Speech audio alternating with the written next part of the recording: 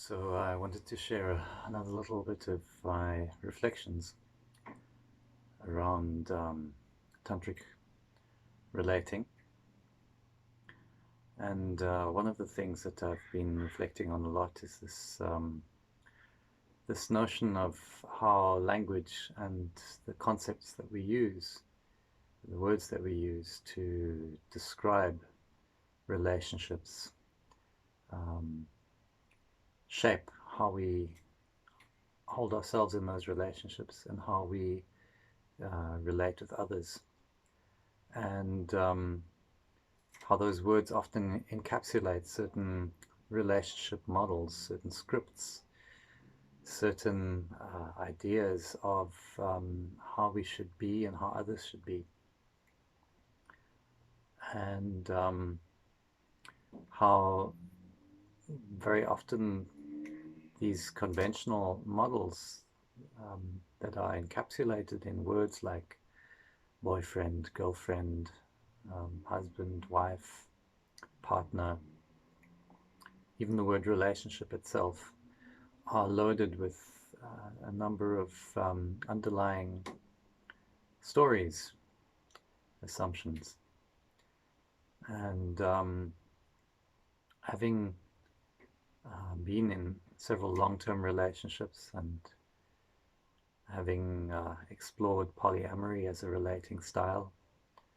and being involved in the left-hand path of Neo-Tantra, these words all are limiting and lacking. And some of the kind of assumptions that come with these words are based in kind of romantic ideals of what love is and what the relationship between love and sexuality and intimacy, how those relationships play out. And I've come to find a different word much more useful in the tantric context, and that is this word of consort. So while I still think of my beloveds as lovers and as beloveds, which imply that they are persons who elicit a feeling of love in me and with whom I explore love and practice the yoga of love and the yoga of bliss and of pleasure. This concept of consort is one that I've come across more in the literature around traditional classical Tantra, be it from the more Indian traditions or the more Tibetan traditions. And to me, it is a more useful concept because it's more neutral in many ways. And to me, what it implies is a relationship where one has a partnership which is built on the mutual exploration and the shared work and play connected to a spiritual endeavor, a spiritual path, particularly a yogic path. And when I speak about yoga in that sense, it's not so much the concepts of hatha yoga that I'm referring to, which are mostly cultivation of the body through various different asanas, postures. But it is more the inner yogas that I'm referring to, which is the work with the prana, the chi, the so-called subtle energies of the inner channels and winds and nodes of energy, chakras and so forth. And it also relates to the tantric orientation of um, liberation, where the practice of partnered bliss yoga, sexual yoga, is framed within the broader context of liberating ourselves from very limiting mental constructs and emotional states which keep us stuck in particular loops that lead to ultimately to suffering, if we frame it in Buddhist terms. So a consort then is someone with whom I engage in a very intimate way on this path of practice of a yoga which is around cultivating awareness of subtle energy, of raising the subtle energy, and particularly of using and transmuting the sexual energy as a way of bringing greater health, bringing greater aliveness, bringing greater pleasure, and allowing the movement of Shakti to infuse not only myself, but to move and weave between myself and my consort. And so the notion of consort is one which moves away from this romantic notion of lifelong partnership or of an exclusive romantic bond, and of the kind of emotional attachments, unhealthy emotional attachments that are often implied by that. And instead, it's not as if there's no emotional attachment. I think that is, being human, we experience emotional attachment and we experience affection. So with my consorts, I also experience deep affection. And while there isn't the assumption of exclusivity, and we make allowance for the possibility and likelihood that our consort may encounter others with whom they feel a strong bond, a strong energetic exchange, yet realizing that the qualities of someone who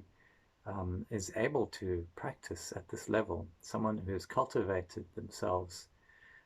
in their bodies, in their minds, and in their awareness of subtle energy and their capacity to sense that energy and to direct it and shift it, those are extremely rare qualities. And so encountering another who is on a yogic path, who has cultivated themselves in this way, is a very precious gift in a way. And so the relationship of affection that I experience with my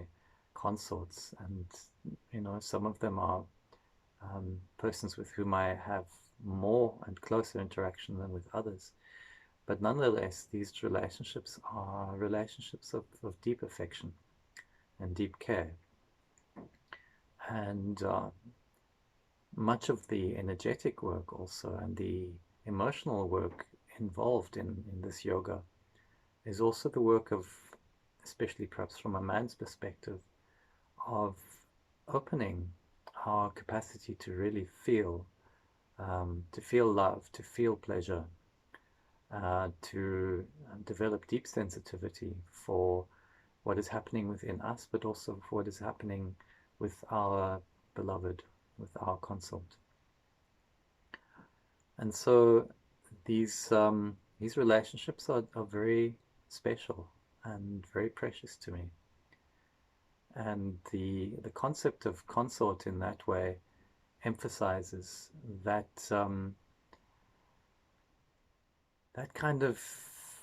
love and that kind of partnership, which is built on a, a shared understanding of being on a spiritual path, and of being on a spiritual path which